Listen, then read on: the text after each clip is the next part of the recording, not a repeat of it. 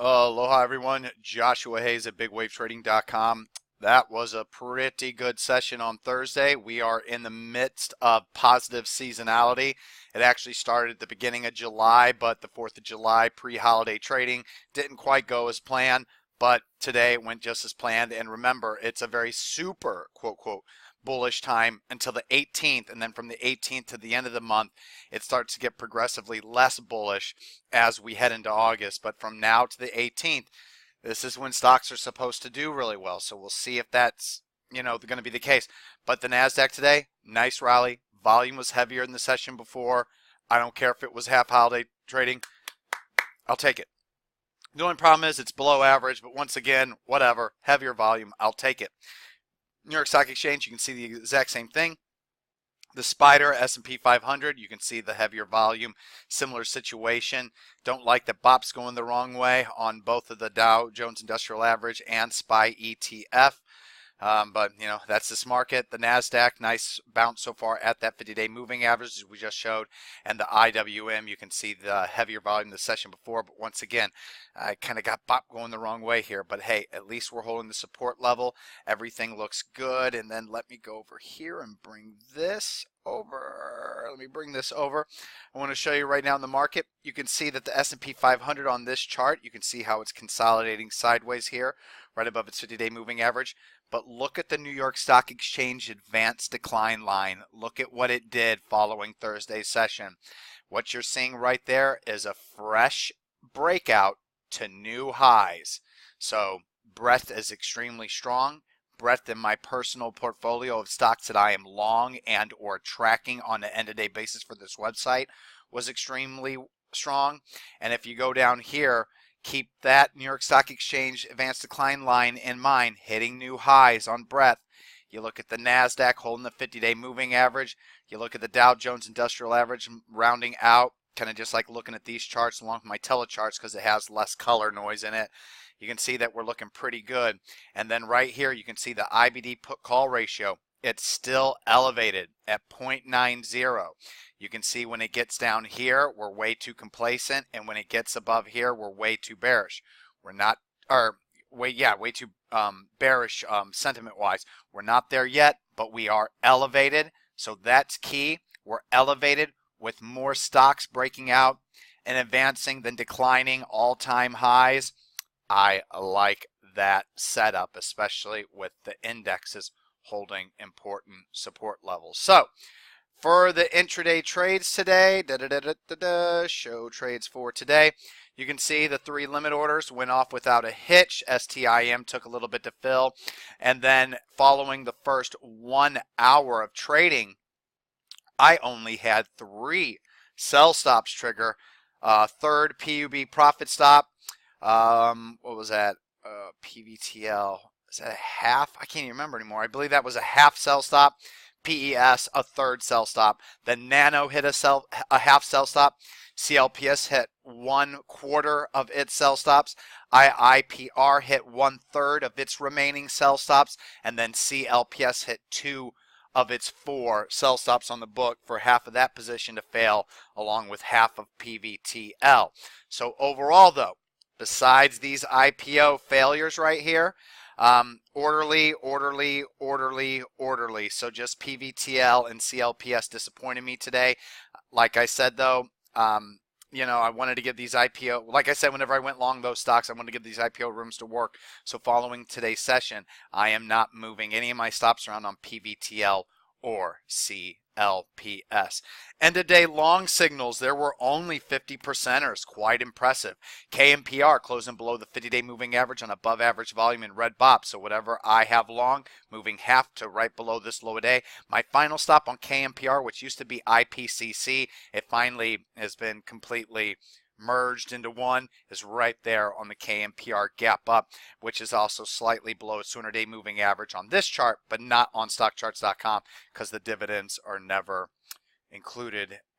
The adjustments in telechart, which once again, stupid as can be.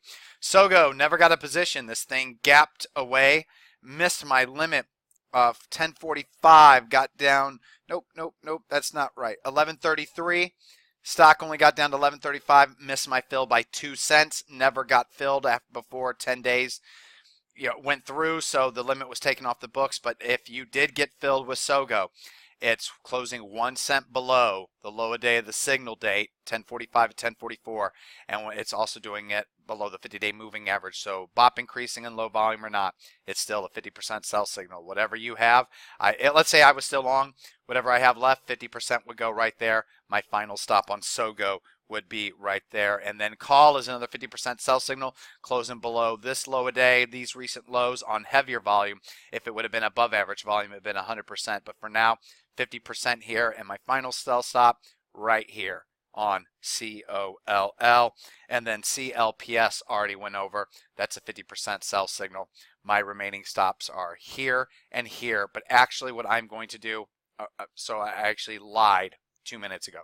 What I'm actually going to do with CLPS is now I have 2 stops remaining, the one here and the one here. I'm splitting those into 3 since it was on heavier volume. 1/3 here, which currently after hours it's indicating an open below it. So 1/3 at 10.99, 1/3 here, and the final third right there. Now for new long positions, 4 of them, 2 add signals, but 3 of the new long positions are only new long positions quote quality because they're perfect scan speculator. They're perfect speculator scan quality names. So really quick, let's go over the higher quality names. PRFT triggered in my Can Slim quality scan. It then also made my tertiary scan. 1%. I've been interested in this stock ever since here. Watched it rally here, was interested in here, but it lost its green BOP, was no longer interested. And this move off the 50 almost wasn't good enough for me because while BOP did move back to green, if you look, you can see longer term, it's easier to see whenever I pull back out. It's still sloping down, but it did go yellow, 4th of July holiday trade, and then went back up. Would not have been good enough for a new long signal, but it is coming right off the 50-day moving average with a bullish hammer candlestick pattern on above average volume and a pocket pivot point signal.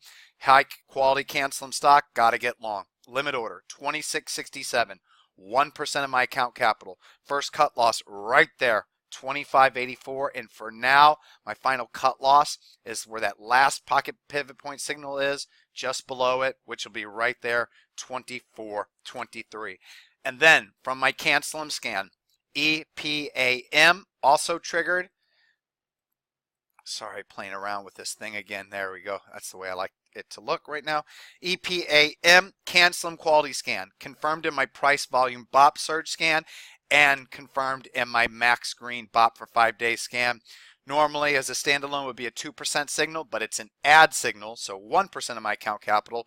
Limit order the high of the day, 123.96. First cut loss level right there, 121.81. Next one right there, 120.07 on this add signal, and the final one on this add signal, 118.33. And then from the perfect speculator scan, confirmed Can Slim quality stock just isn't in my main Can Slim quality scan because of how thin the stock is. Keep that in mind. Higher price, super thin. So they're going to probably need to start splitting here soon if they want to get more retail investors involved. But for now, it is what it is. Perfect speculator Can Slim, normally 1.5%. It's an add signal, 0.75%. Limit order, since it's not extended, the high of the day, 719.66. I will have 3 stops for this add signal. First one right there, 688.20. The second one at 670.65, and the final one on this add signal, 652.55. And now for the 3 perfect speculator quality stocks that I don't want any new trader or those that are uninitiated into the way that I use this methodology to take these trades. But from the perfect speculator scan, GEN, TTI, and MICT. MICT, TTI, and GEN, you can see they're part of longer term uptrends. Continuation patterns here as they round out. GEN, 1% of my account capital, limit order 238, the high of the day. My first cut loss level, 211. my current final cut loss level 177. This stop level will never see the light of day unless GEN crashes immediately on day one. So keep that in mind. I'm just letting you know what I do. If you decide to take these trades, 238 is your limit, and only use that 211 stop on GEN. GEN was also confirmed in my green bot for the past 20-day scan. That's why it's 1% and not 0.5%, which is only how much I normally initially put into a perfect speculator quality name when it's under $5 per share. TTI is the next one. Go a little bit further out because the Zoom 3 looks much better than the up close version. Beautiful previous uptrends, been basing basically on a base on base pattern here. Base 1, base on base, bounce off the 50-day moving average. No volume surge yet, and while BOP is lower than the day before, it's still above the recent lower levels, so it's still overall trending up. Very nice price pattern and volume pattern. TTI in my perfect speculator scan only 0.5% of my account capital. Limit order 453. First cut loss 430. Final cut loss 412. And then the one that I definitely don't want anyone to take, but it is for full disclosure in my perfect speculator scan, MICT. I'm going long 0.5% of my account capital. Limit order 165.